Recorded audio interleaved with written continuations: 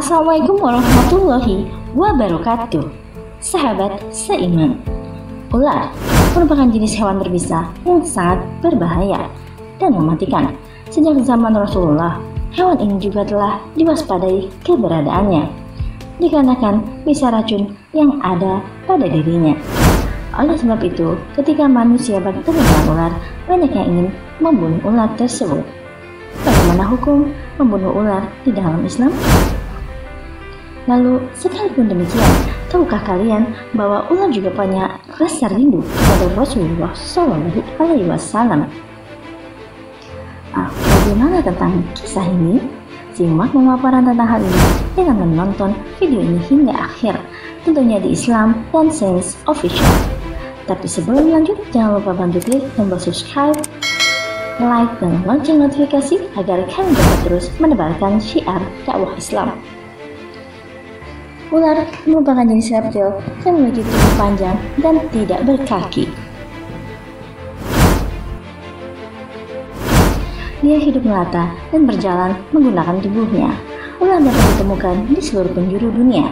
Mereka tersebar di gunung, di hutan, gurun, dataran rendah, hingga lingkungan pemukiman padat penduduk sekalipun. Bahkan ular dapat ditemukan di lautan. Hewan ini memiliki racun mematikan. Saat menggigit, ada pula yang membunuh dengan cara melilitkan tubuhnya ke mangsanya hingga mangsa yang dililitnya tidak berdaya. Oleh sebab itu, ketika manusia bertemu dengan ular, banyak yang ingin membunuh ular tersebut. Bagaimana hukum membunuh ular di dalam Islam? Sejak zaman Rasulullah, beliau menganjurkan untuk membunuh ular dan melarang membiarkan ular begitu saja lantaran rasa takut. Hal ini tertuang di dalam hadisnya, bunuhlah ular-ular dan bunuhlah Azza, At-Tufiyatain, dan Al-Aqtar, nama dari dua jenis ular berbisa, karena keduanya membutakan pandangan dan menggugurkan kandungan. Hadis riwayat Muslim. Dengan demikian, membunuh ular boleh dilakukan apabila dinilai membahayakan dan dengan niat melindungi diri. Sahabat seiman, sekalipun ular merupakan hewan yang berbahaya dan mematikan, ternyata ular juga memiliki kecintaan dan rasa rindu yang sangat dalam pada Rasulullah Shallallahu Alaihi Wasallam. Hingga hewan ini mampu menunggu ribuan tahun lamanya hanya demi bertemu dengan Rasulullah Shallallahu Alaihi Wasallam. Kisah ini termaktub di dalam Sirah Nabawiyah karya Ibnu Hisham. Kisah ini bermula dengan ikut sertanya Abu Bakar bersama Rasulullah Shallallahu Alaihi Wasallam sebelum meninggalkan kota Mekah. Di saat kaum kafir Quraisy yang berniat untuk memenggal kepala Rasulullah, mereka kehilangan jejak Rasul. Mereka hanya menemukan Ali bin Abi Thalib di balik bilik Rasulullah. Nabi Muhammad Shallallahu Alaihi Wasallam berjalan, lalu Abu Bakar berjalan mengikutinya. Abu Bakar mendampingi Rasul untuk bersembunyi di sebuah gua bernama Gua Sur dan menginap di dalamnya. Sebelum beliau masuk ke dalam gua, Abu Bakar dengan sangat cepatan untuk menutup lubang-lubang yang ada di dalam gua tersebut, dengan niat agar Rasulullah terhindar dari segala jenis binatang berbahaya. Di dalam gua, mereka sepakat untuk bergantian berjaga. Dalam tidurnya, Rasulullah menyandarkan kepalanya di pangkuan sahabat. Tiba-tiba, seekor ular berdesis keluar dari salah satu lubang yang terlewati untuk ditutup oleh Abu Bakar. Abu Bakar berusaha untuk waspada dan ingin sekali ia menarik kedua kakinya untuk menjauh dari ular tersebut. Namun keinginannya ia urungkan karena Abu Bakar khawatir mengganggu tidur Nabi. Lalu ia menutup lubang itu dengan kakinya hingga ular tersebut menggigit pergelangan kakinya.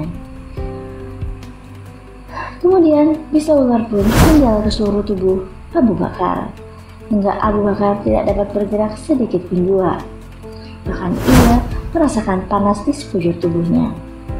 Abu Bakar pun kuasa menahan isak tangis ketika rasa sakit itu tidak tertahankan lagi, hingga air matanya pun menetes ke pipi Nabi. Rasulullah terbangun lalu berkata, "Wahai Abu Bakar, apakah engkau menyesal mengikuti perjalanan ini?" "Tentu saja tidak. Saya rindu dan ikhlas mengikutimu kemanapun." "Lalu mengapa engkau meneteskan air mata?"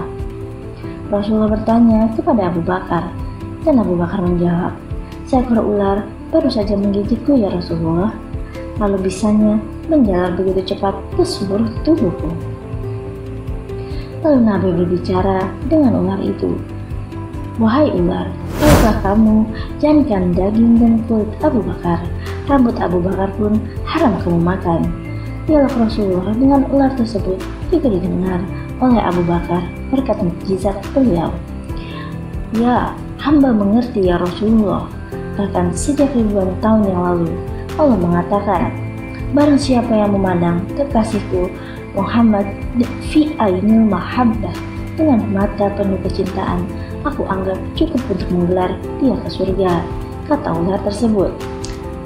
"Ya Rob, beri aku kesempatan yang cemerlang dan indah, agar aku dapat memandang wajah kekasihmu fi ainil mahabbah," kata ular tersebut. Lalu apa kata Allah Subhanahu wa Ta'ala? "Silahkan ke Jabal Tur, tinggal di sana, kekasihku akan datang pada waktunya," jawab Allah Subhanahu wa Ta'ala. "Ribuan tahun lamanya aku menunggumu di sini. Aku sangat rindu padamu ya Muhammad. Tapi sekarang ditutup oleh kaki Abu Bakar, maka ku gigitlah dia. Aku tak ada urusan dengannya. Aku ingin bertemu denganmu," jawab ular tersebut. "Lihatlah ini, lihatlah wajahku." Dan sang ular pun memandang wajah Nabi dengan penuh kecintaan. Tanpa menunggu lagi, Rasulullah meraih pergelangan kaki Abu Bakar menggunakan tangannya, dan kemudian Nabi Muhammad SAW mengagungkan nama Allah Subhanahu wa Ta'ala. Seraya mengagungkan nama Allah Subhanahu wa Ta'ala, Nabi Muhammad mengusap bekas gigitan itu dengan lidahnya. Maha suci Allah, rasa sakit itu pun hilang, dan buah sur kembali senyap. Kini bergiliran Abu Bakar yang beristirahat dan Nabi Muhammad yang berjaga. Nabi menawarkan pangkuannya kepada Abu Bakar. Belum ia menolaknya. Ia tidak ingin membebani Nabi. Inilah sikap Abu Bakar demi Rasulullah. Bahkan ia rela untuk terancam nyawanya hanya demi melindungi Rasulullah Shallallahu Alaihi Wasallam. Semoga kisah ini bermanfaat untuk menambah keimanan kita kepada Allah dan juga untuk menambah keimanan kita kepada Rasulnya. Wallahu a'lam bishawab. Bantu support kami dengan klik tombol subscribe dan lonceng notifikasi agar kami dapat terus menebarkan syiar dakwah Islam. Wassalamualaikum warahmatullahi wabarakatuh.